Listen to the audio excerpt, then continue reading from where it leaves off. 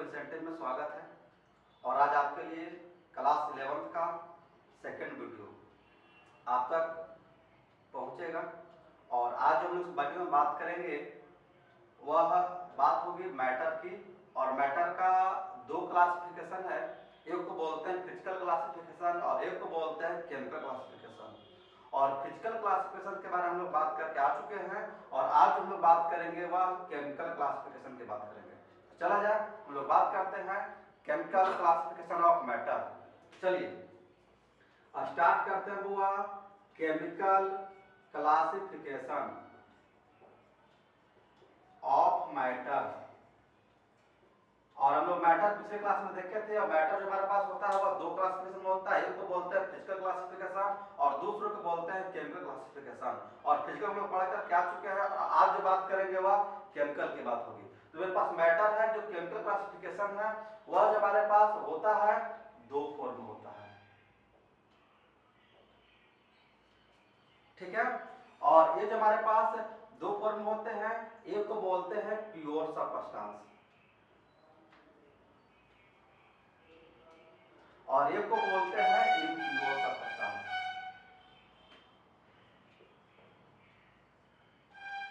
ठीक है। और जो मेरे पास इम्प्योर सबस्टेंस है इसी को एक और नाम बोलते हैं मिक्सचर। चलिए तो हम लोग बात करते हैं प्योर सबस्टेंस। जो मेरे पास प्योर सबस्टेंस है यह दो फॉर्म में होगा, एक को बोलते हैं एलिमेंट्स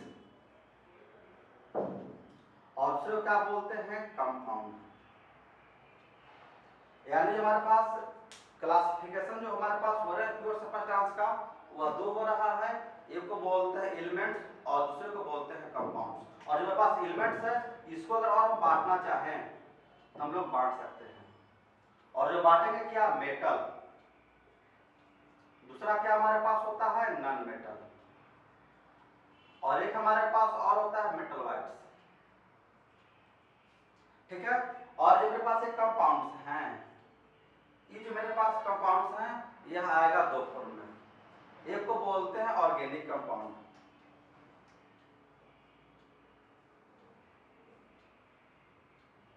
चलिए ऑर्गेनिक कंपाउंड्स और दूसरा को बोलते हैं इनऑर्गेनिक कंपाउंड्स।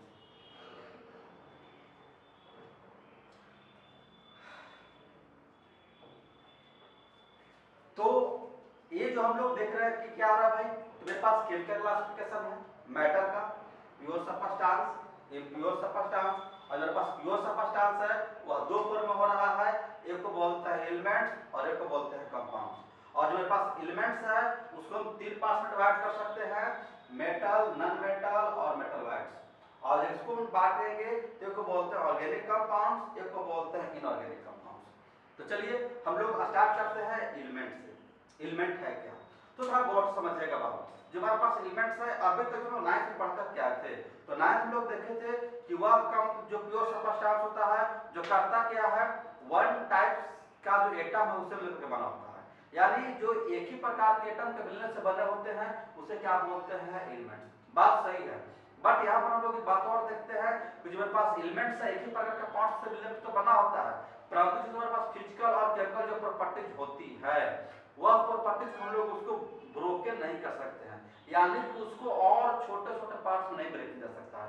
क्यों नहीं किया जा सकता है, क्योंकि उससे ज्यादा और छोटा पार्टिकल बन ही नहीं सकता।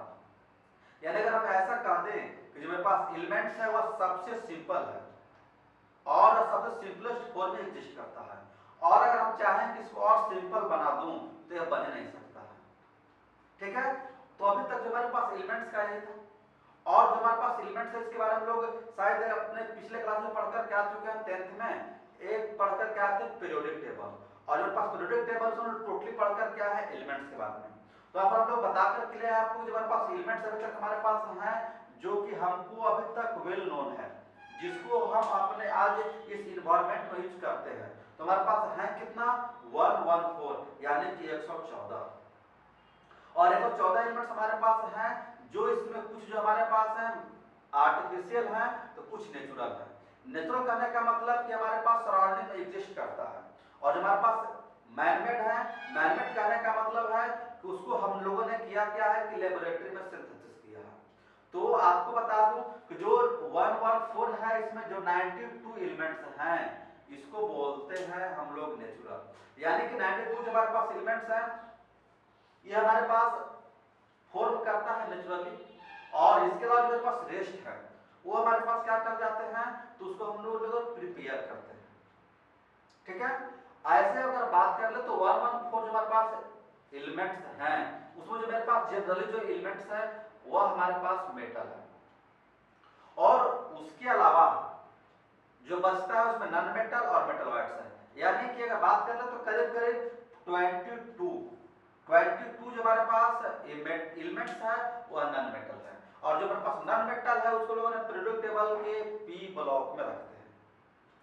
और जनरली मेरे पास एस ब्लॉक और डी ब्लॉक जो जितना भी एलिमेंट्स है करीब मेरे पास मेटल है, और इसके अलावा मेरे पास एक मेटल वाइट्स भी होता है। और जो मेरे पास मेटल वाइट्स क्या होता है भाई, तो मेटल वाइट्स कहने का मतलब होता है कि जो मेटल का भी और नॉन मेटल दोनों के प्रॉपर्टीज को फॉलो करता है।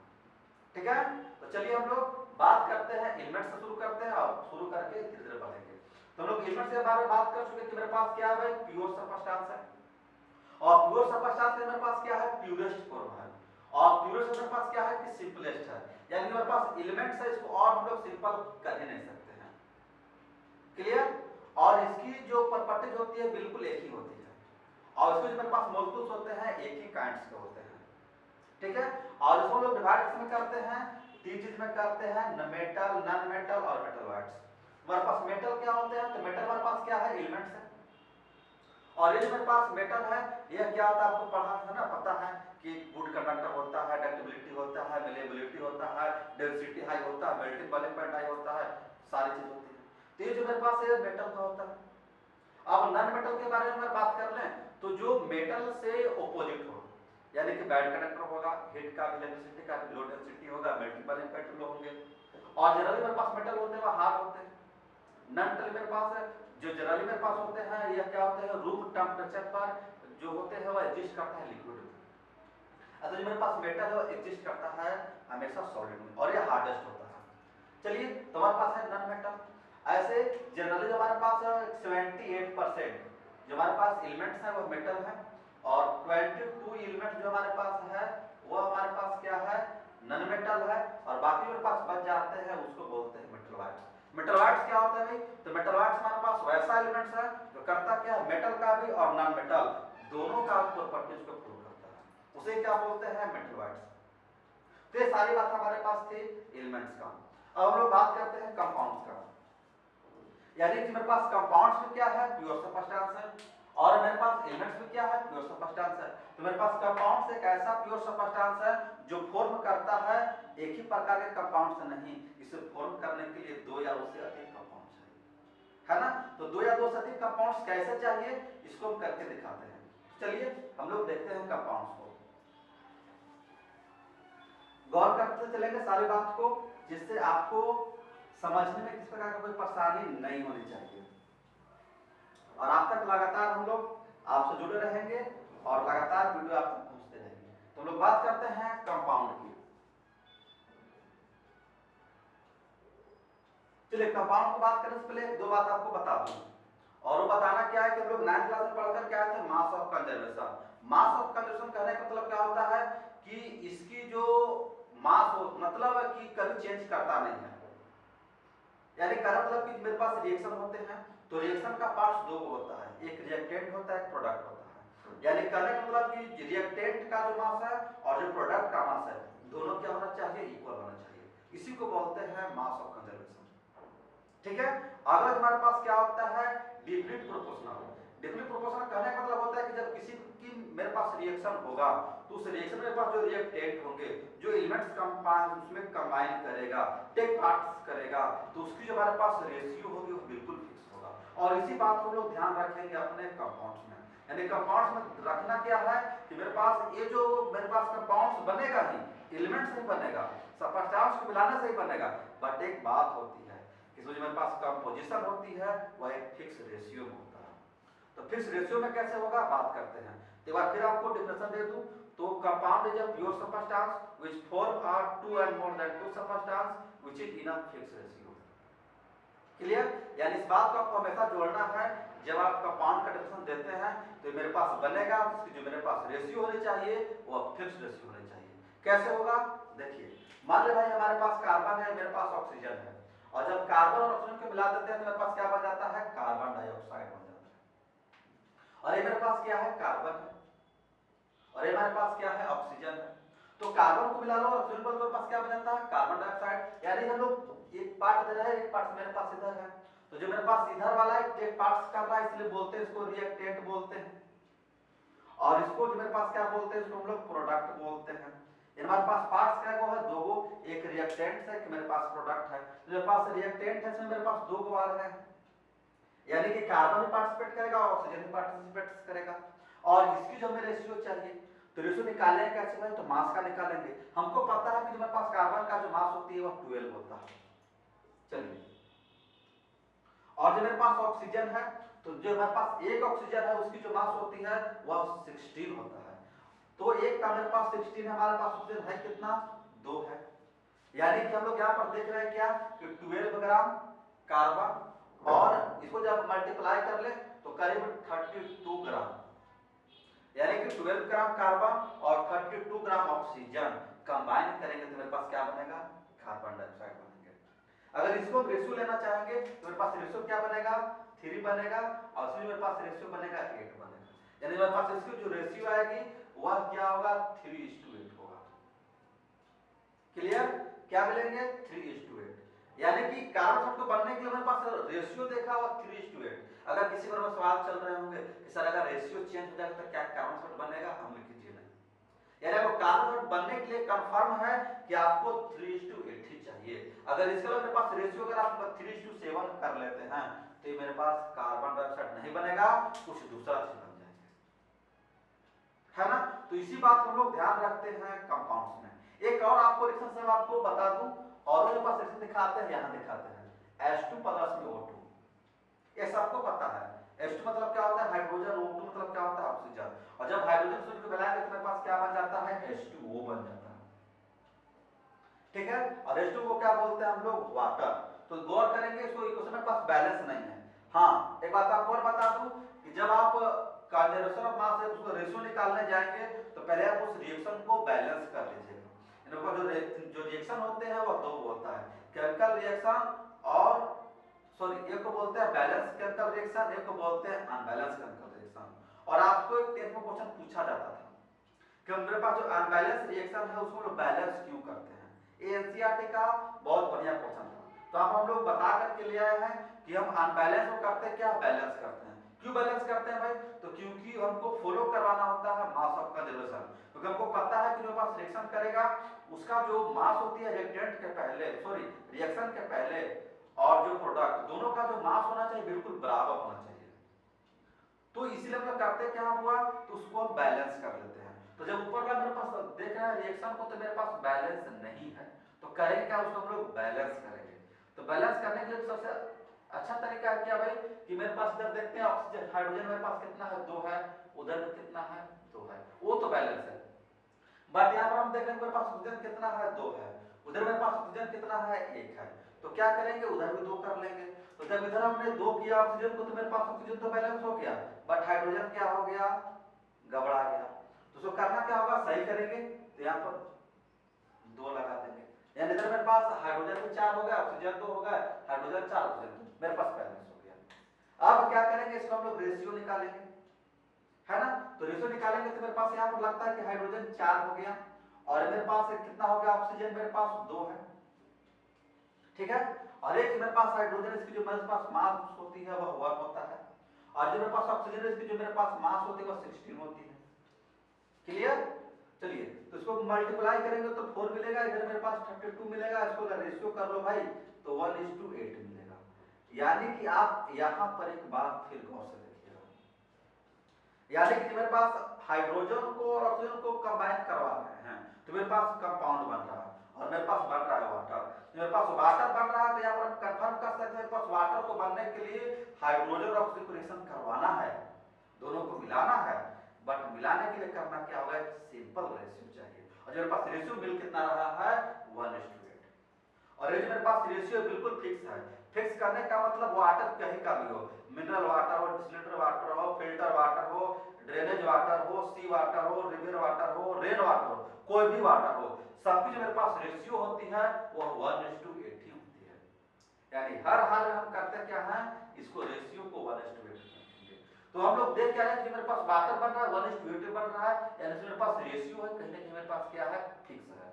इसी को हम लोग बोलते हैं क्या भाई, तो डिफरेंट प्रोपोर्शनल। और मेरे पास कंपाउंड है वो बनने के लिए करता क्या है, डिफरेंट प्रोपोर्शनल का इंप्रूव करता है। एक बात और याद रखेंगे कि जो मेरे पास एलिमेंट्स था वो नेचुरली आकर्ष कर जाएगा सराउंडिंग में, बट ये जो मेरे पास आकर्ष तो करेगा ही, अगर बनाना चाहेंगे तो हम बना भी सकते हैं, बट बनाने के लिए हम ध्यान देते हैं कि इसमें करना क्या पड़ता है, केमिकल रिएक्शन करना पड़ता है। ओके, चलिए, यानी आपको याद रखना है कि इसको हम लोग केमिकल रिएक्शन के थ्रू बनाते हैं। चलिए, तो हम लोग बात कर रहे थे, मेरे पास जो कंपाउंड है वो दो फॉर्म में आ रहा है, एक को बोल रहे हैं हम लोग ऑर्गेनिक कंपाउंड्स और एक को बोलते हैं इनऑर्गेनिक कंपाउंड्स। तो आप ध्यान रखें, कोई बड़ी बात नहीं, छोटी सी बात है कि वैसा compounds, those compounds in which carbon elements contain, यानी those compound in which carbon contain is called organic compounds. यानी वैसे कंपाउंड्स जिसमें करता क्या है, कार्बन रहता है ना, उसे क्या बोलते हैं, ऑर्गेनिक कंपाउंड्स। और दूसरी तरफ अगर बात करेंगे इनऑर्गेनिक, तो उसमें क्या होता है, हमारे पास कार्बन होता ही नहीं। चलिए, तो हम आपको कुछ कंपाउंड दिखाते हैं कि कौन कौन मेरे पास ऑर्गेनिक है और कौन कौन मेरे पास इनऑर्गेनिक है। तो गौर करेंगे, देखिएगा, कुछ कुछ कंपाउंड को दिखाते हैं। और अगर हमसे एक बात आपको और क्लियर कर दूं कि जो हमारे पास ऑर्गेनिक कंपाउंड है वह सबसे पहले एक ऑर्गेनिक कंपाउंड्स को हम लोगों ने बनाया है, और जो मेरे पास ऑर्गेनिक कंपाउंड्स है वह क्या हो गया है, जब हम बनाए हैं तो उस ऑर्गेनिक कंपाउंड्स को बोलकर क्या है, यूरिया। यानी मेरे पास यूरिया, जो मेरे पास ऐसे कंपाउंड्स हैं जिसको करते क्या हुआ, सिंथेसिस करते हैं, और करके लाया है, किया क्या मेरे पास, तो इसका नाम है, साइंटिस्ट नाम है ओहलर। ओहलर ने किया क्या, यूरिया को बना कर लाया। खैर हम बात करते हैं आपको सारी बात को, तो देखेंगे क्या होता है ना। कंटिन्यू कहां पर थे, यूरिया पर था ना। चलिए, तो हम लोग क्या कर रहे थे, यूरिया। तो यूरिया हमारे पास क्या हो रहा है भाई, तो यूरिया के मेरे पास फार्मूला होता है NH2 CONH2 CO2 C6 H12 O6 C12 H22 O11। ये जो आप कंपाउंड गौर कीजिए, इसमें देख रहे हैं कार्बन, इसमें मेरे पास कार्बन, इसमें मेरे पास कार्बन, इसमें मेरे पास कार्बन है, यानी इन तीनों मेरे पास क्या है, कार्बन है, सब में कार्बन है। तो जब कार्बन कंटेन करे तो क्या बोलते हैं, ऑर्गेनिक कंपाउंड। यानी एक बच्चा कह रहा है कि सर अगर हमको ऑर्गेनिक जानना हो तो क्या करेंगे, हम लोग कि भाई कुछ करना है ना, या आप आराम से कंपाउंड को देख लेंगे, वहां पर कार्बन दिखाई दे तो आप बता सकते हो कि वो ऑर्गेनिक है। क्लियर। इनऑर्गेनिक में क्या होता है भाई, देख लो, NH3 है,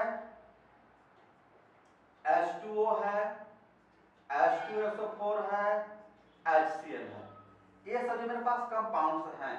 इसमें हम कर क्या रहे हैं, तो देख रहे हैं, तो भी मेरे पास केमिकल रिएक्शन से ही बनता है, बट इसमें मेरे पास कहीं पर कार्बन नहीं है। तो जब कार्बन नहीं तो क्या बोलते हैं हम लोग, इनऑर्गेनिक। यानी सिंपल से आपको याद रखना है कि वैसे कंपाउंड जिसमें कार्बन हो उसे बोलते हैं ऑर्गेनिक कंपाउंड, और वैसे कंपाउंड मेरे पास कार्बन नहीं हो उसे बोलते हैं इनऑर्गेनिक कंपाउंड। तो हमारे पास सारी बात थी, हल्का सा इसको प्रॉपर्टीज के बारे में बात कर लूं। तो प्रॉपर्टीज में देखिए मेरे पास क्या होगा, देखकर क्या, मेरे पास कंपाउंड्स होगा, वह फॉर्म क्या करता है, तो केमिकली, यानी कि केमिकल रिएक्शन से फॉर्म करता है। यानी पहले अगर बोलना चाहेंगे तो compound is form from the chemical reaction. Second, the compound is a combination of two and more than two elements in a fixed purpose, in a fixed ratio। अगला बात करेंगे तो कंपाउंड जो प्रॉपर्टीज होती है वह अपने एलिमेंट्स की प्रॉपर्टी से डिफर होती है, यानी कि the properties of compound is differ from their original compounds, original elements.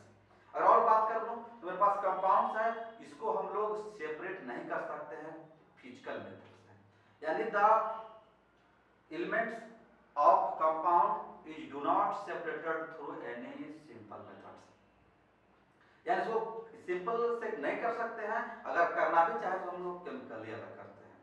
ठीक है, तो ये सारी जो हमारे पास बात थी इसकी प्रॉपर्टी वाली बात थी और हम देख कर के भी आए थे। अब हम लोग इसका क्या देखेंगे, तो इसके बाद में हम देखे थे कि मेरे पास दो था, इम्प्योर और प्योर, तो हम लोग प्योर में सारी बात देखें। अब क्या देखेंगे हम लोग, इम्प्योर देखेंगे, और इम्प्योर देखने के बाद क्या करेंगे कि इम्प्योर में और प्योर में दोनों को हम लोग डिफरेंस कर लेंगे। तो चलिए हम लोग दिखाते हैं आपको इम्प्योर सबस्टेंस। इम्प्योर सबस्टेंस का मेरे पास एक नाम और है, उसी को बोलकर क्या है, मिक्सचर। और मेरे पास मिक्सचर जो एग्जिस्ट करता है दो फॉर्म में करता है, एक को बोलते हैं होमोजीनियस और एक को बोलते हैं हेट्रोजीनियस। तो हल्का से दोनों को हम समझते चलेंगे और दोनों को गौर समझिएगा।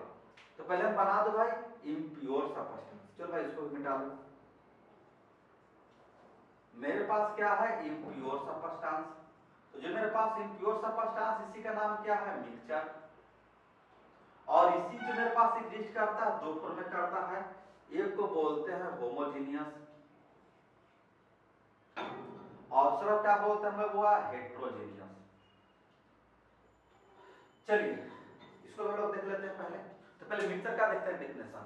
तो मिक्सचर अगर बोलेगा भाई तो it is a combination of two and more than two elements and compound in any ratio, यानी वो कंपाउंड में करना क्या था कि रेशियो को फिक्स रखना था, बट मेरे पास मिक्सचर के लिए मेरे पास रेशियो फिक्स नहीं होता, या किसी भी रेशियो में जैसे मन वैसे मिला करके बना ले तो आराम से बन जाता है। और ये धरती पर जो मेरे पास मोस्ट जितना भी जनरली जो मेरे पास कंपाउंड्स हैं वो मेरे पास क्या है, मिक्सचर ही है। और हम लोग मिक्सचर बहुत सारा चीज को घर में यूज करते हैं। मान लेते हैं चावल है तो चावल होते हैं क्या है, कंकड़ होते हैं, वो मेरे पास क्या है, मिक्सचर है।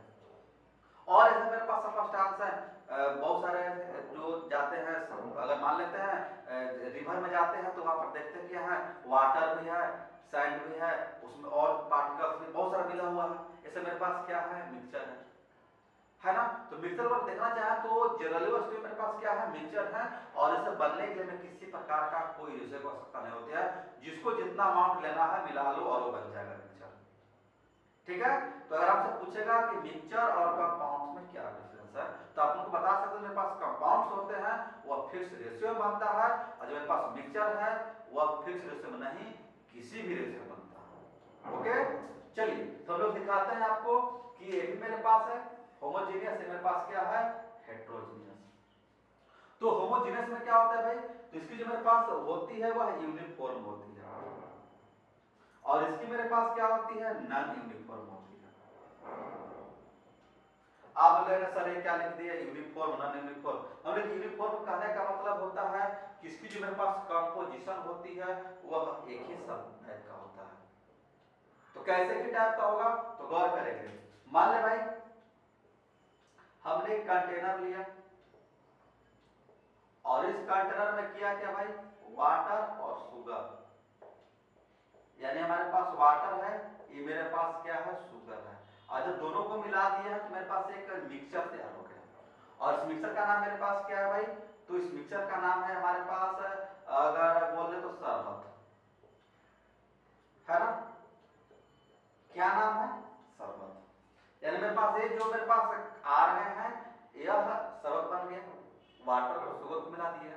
तो अब गौर करेंगे, जब मेरे पास शरबत बन गया तो हमने टेस्ट करने के लिए तीन बच्चे को बुलाया और किया क्या भाई, एक बच्चा को ऊपर ला दे दिया, एक बच्चा को मिडिल से दे दिया, एक बच्चा को नीचे से दे दिया, बॉटम से, और तीनों को टेस्ट करने के लिए दे, तीनों ने टेस्ट किया। क्या होगा, जो तीनों बच्चा का जो मेरे पास टेस्ट होगा वो बिल्कुल बिल्कुल सेम होगा, यानी जो मीठा ऊपर वाला लगता है वही बीच वाला लगेगा, वही नीचे वाला लगेगा, यानी टेस्ट मेरे पास चेंज नहीं हुआ। यानी कहीं से भी यूज कर लो सबका टेस्ट मेरे पास क्या है, सेम है। इसी को बोलते हैं यूनिफॉर्म, यानी जब कंपोजिशन सेम हो जाए उसे बोलते हैं यूनिफॉर्म। तो मेरे पास क्या है, यूनिफॉर्म है ना। और नॉन यूनिफॉर्म में क्या होता है कि जो कंपोजिशन होती है वह सेम नहीं हो जाता है, डिफरेंट हो जाता है। मान लो भाई कि हमने किया क्या, कोई भी बच्चा को, तीन चार बच्चे थे, सबको हमने किया क्या, चावल में कंकड़ को मिलाकर के दे दिया और बोले कि चावल से मैं क्या करूं, कंकड़ को बाहर निकालो। सब निकालना शुरू किया और सबको हमने दिया था 100 ग्राम। तो सबने कंकड़ को बाहर निकाल के आएंगे तो सबकी जो कंकड़ होगी उसकी जो अमाउंट होगा वह अलग होगा। किसी का 5 ग्राम होगा, किसी का 10 ग्राम होगा, किसी का नहीं होगा, किसी का 15 ग्राम हो सकता है। यानी कंट्रोल अमाउंट सब जगह सेम नहीं है।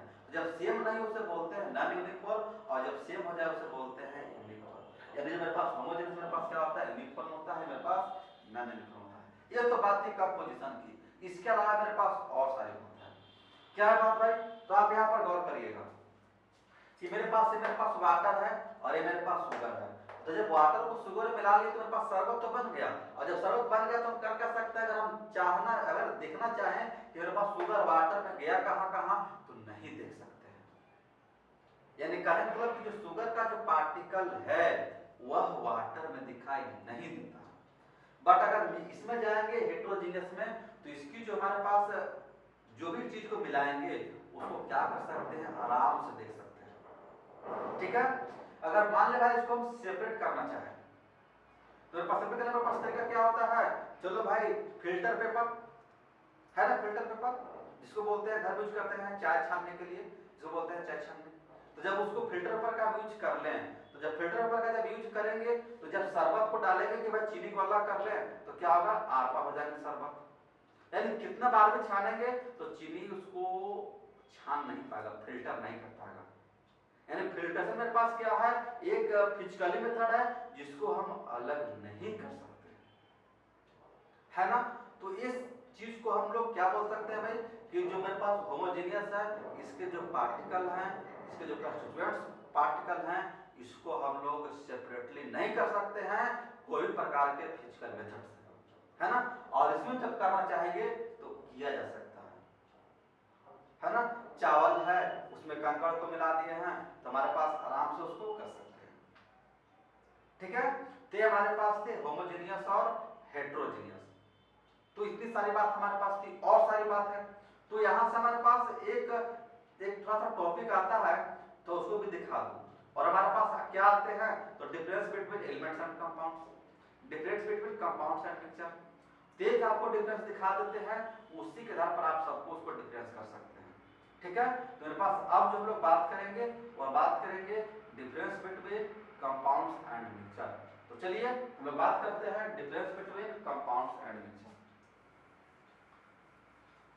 तो चलिए देखा जाए कंपाउंड का क्या क्या ऐसा प्रॉपर्टीज है भाई जो इसका डिफरेंस करता है मिक्सचर से।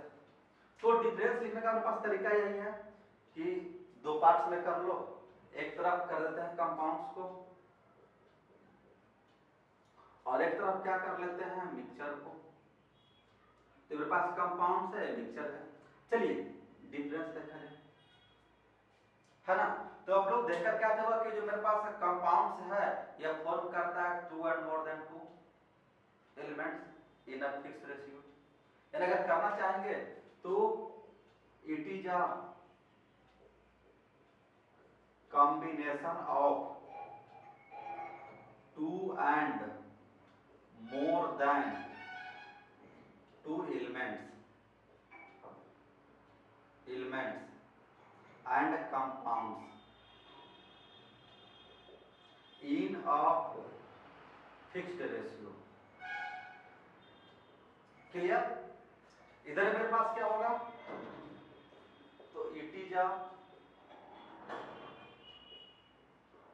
Combination of 2 and more than 2 elements and compound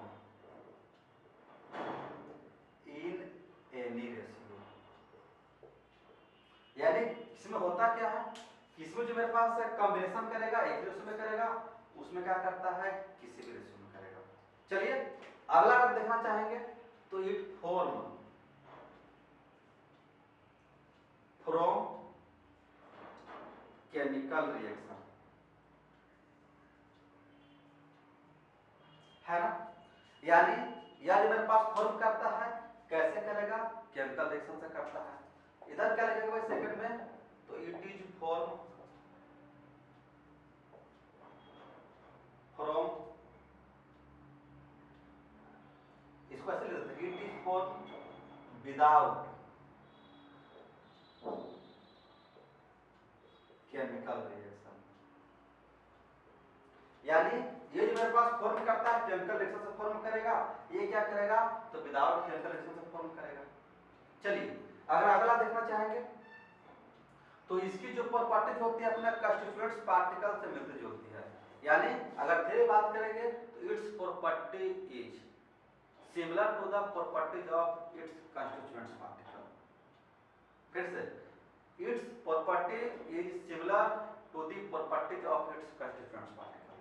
अगर ऐसे बात कर लें तो इट्स प्रॉपर्टीज इज सॉरी इसमें जो प्रॉपर्टीज डिफरेंट होता है, यानी its properties different from their constituents particle. ठीक है, इसी जो मेरे पास प्रॉपर्टीज होती है its properties is similar to the properties of their constituents particle. यानी इसकी जो मेरे पास कंपाउंड्स का जो प्रॉपर्टीज होता है इसके अपने जीसी से मिलकर के बना हुआ है उससे डिफरेंट होता है, और इसकी जो मेरे पास प्रॉपर्टीज होती है वह क्या होती है सेम होती है। ठीक है, चलिए अब अगर बात कर लें तो इसके पार्टिकल को हम लोग सेपरेट नहीं कर सकते हैं, है ना। यानी it's particle it's constituents particle is do not separated through any physical method. Clear, फिर से बोल देते हैं its compound it's particle is do not separated through any physical method. इसमें जाएंगे तो it's particle is easily separated through any physical method. यानी इसको फिजिकल मेथड से अलग कर सकते हैं, इसको फिजिकल मेथड से अलग नहीं कर सकते हैं। यानी ये सब जो हमारे पास बात थी वो हमारे पास क्या थी डिफरेंस थे, इसी टाइप हमारे पास डिफरेंस आते हैं। तो चलिए हम लोग इस डिफरेंस के साथ और सारी जो आपका डिफरेंस है वह एलिमेंट्स का है कंपाउंड्स का है उसको भी आप कर सकते हैं, है ना। तो आज हमने आपको इस दिखाया कि मेरे पास केमिकल जो क्लासिफिकेशन ऑफ मैटर है वो इस टाइप से है। ठीक है, तो इसके बाद हम लोग बात करेंगे वह अगले टॉपिक की बात करेंगे। ठीक है, तब तक के लिए हम लोग रहेंगे